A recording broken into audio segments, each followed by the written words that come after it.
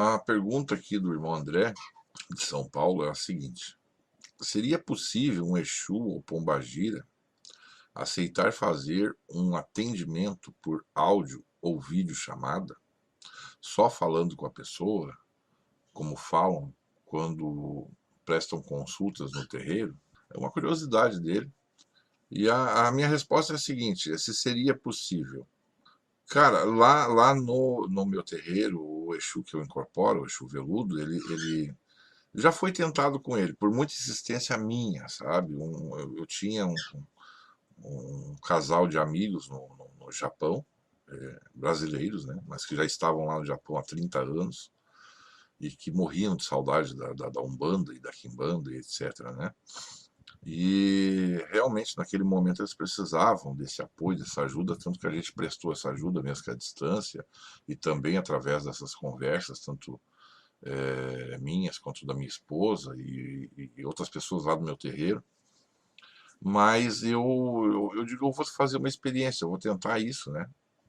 Insistir com a minha esposa, pedir para minha filha fazer a chamada ali por vídeo, né? E quando o Exu estivesse incorporado na segunda-feira nos seus atendimentos. Então, assim, deixar bem claro que eu não chamei o Exu, como a gente fala aqui, né? Só para fazer aquela chamada. Já era papel dele estar ali para os atendimentos segunda-feira e no final daquilo tudo, que o pessoal já tinha até ido embora, então promover essa videochamada. Essa foi. Aí o que aconteceu, cara, naquele dia? É claro que no Brasil a gente tem uma internet péssima. O que aconteceu com o Exu que eu incorporo dessa experiência? Ele não ficava olhando para a câmera, assim, ele não parava quieto. Minha filha, ô Veludo, eu não consigo ficar te acompanhando aqui, tu fica andando de um lado para o outro e tu tem que parar aqui e ficar na câmera. Ele disse, não, isso eu não faço. Não tem por que eu fazer isso.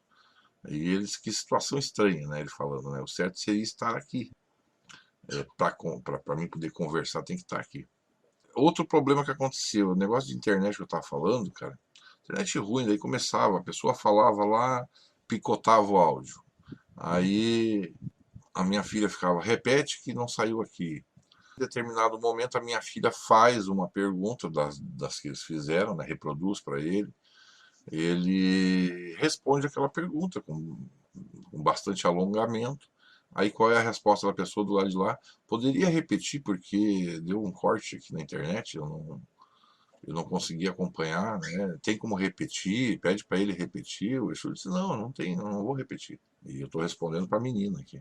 Então, assim, ó, ele ficou muito bravo, porque ficou aquela saia justa da minha filha, mais um outro que estava ali, tentando enquadrar ele naquele. Não sei se vocês estão entendendo, tentando enquadrar ele no que para nós é natural, que é parar aqui na frente de um celular e por chamada de áudio ou vídeo, conversar, né? Sabendo que falha e pede para repetir de novo. Ele não gostou daquilo, então ele disse: olha, não me coloque mais nisso, eu não gostei. Agora, fugindo dessa experiência que eu tive com a entidade que eu incorporo, falando aí da questão do Exus aí na mídia, né?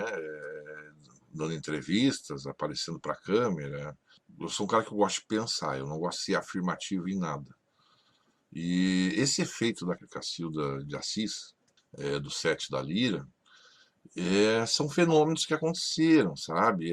Como o próprio João da Gomeia, como a Mãe Menininha e outros aí.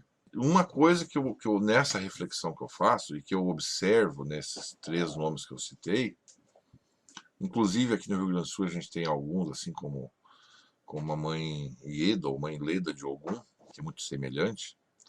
Eu observo sempre uma coisa: são pessoas ligadas normalmente ao carnaval, tá? Ligadas ao carnaval.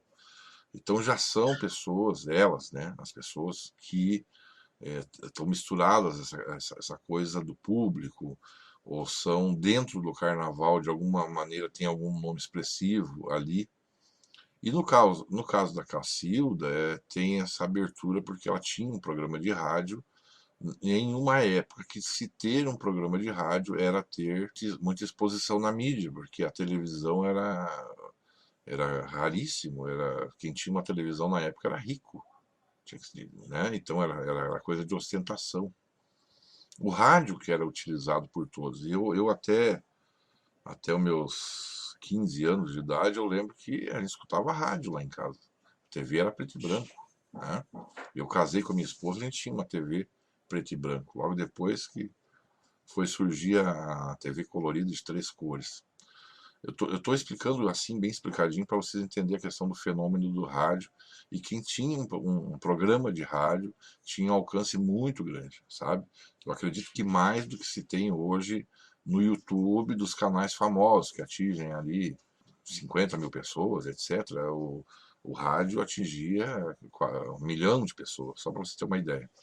E foi a época de ouro da Umbanda, né? Então, assim, a Cacilda já estava no lugar certo, na hora certa, detendo um meio de comunicação, estava ligado à questão do carnaval. Então, assim, isso eu tô olhando por um lado mais cético, né? É claro que facilita para o fenômeno, né, acontecer, tá? De massa, né? Ela chegava a ter, tinha giras com 5 mil pessoas. E se escutar bem esse último vídeo aqui, vocês vão ver a proporção gigantesca do trabalho da mãe Cacilda e o Exu Sete da Lira.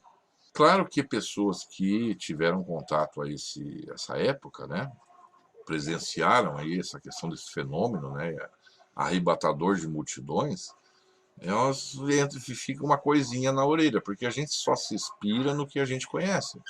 Os músicos falam isso. A minha influência e inspiração vem dos músicos ou das músicas que eu conheço. A mesma coisa na nossa religião, a mesma coisa, cara. Então, assim, ó, eu conheço alguns outros, e a própria Leda de Ogum, Ieda de Ogum, ela é o retrato desse Exu Sete da Lira, e a coisa é semelhante, tu entende? E outros aqui do Rio Grande do Sul que também fazem esse papel, ele dá entrevista, ele tem uma televisão lá filmando, e só que não foi, cara, não atingiu as massas como esse Exu Sete da Lira, sabe? Pelo menos assim, de pessoas não da religião. E aí o que acontece? O que eu estou tentando dizer com isso? Eu acho que quando é para ser, acontece naturalmente. Eu reflito muito sobre essa questão. Eu sonho, como qualquer pessoa sonha, em levar a nossa religião para o maior número de pessoas, pelo menos para que as pessoas percam seu preconceito através do entendimento. Né? Opa, eu entendo isso aqui, não é como estão dizendo aí. Essa é a minha ideia, né? Sonho, claro que eu gostaria de atingir muito mais público. Já fiz força de tudo quanto é maneira e eu acho que na força não vai, tá entendendo? Quando eu digo força redes sociais, programa de rádio, já tive, participei, já fui comunicador de rádio. Então, rádio pequena, é claro, né? Comunitário. Eu já fiz força de toda maneira, tu entende? E não aconteceu, cara. Algo assim que me desse propulsão, tu entende? Me desse para mim poder falar da nossa religião. E como eu estou dizendo aí, eu acho que quando é para ser, acontece, eu acho que tem a hora certa, o lugar. Por isso, por isso e por essa razão, que quando tu vê uma entidade aparecer na televisão, ou aparecer nos vídeos agora, né? A gente acha tão estranho, porque aquilo não é natural, aquilo é forçado, aquilo é instigado. É quase a mesma coisa que eu falei quando a gente tentou fazer uma videochamada para uma consulta para os nossos amigos lá no Japão, com o Exu Veludo, não rolou. Isso significa que as entidades não se compadecem ou não vão atender pessoas que não estejam no terreiro? Não, não significa isso. Eu espero que vocês compreendam uma questão, tá? A entidade, seja ela qual for, no plano espiritual ou no plano astral ou numa outra dimensão, o que ela é como espírito, a liberdade de poder vagar e o desapego da matéria. Tem essa questão também, né? O desligamento da matéria.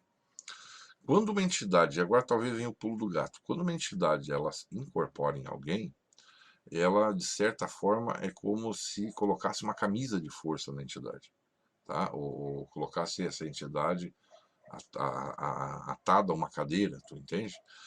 A entidade ela fica presa às limitações daquele corpo físico, né?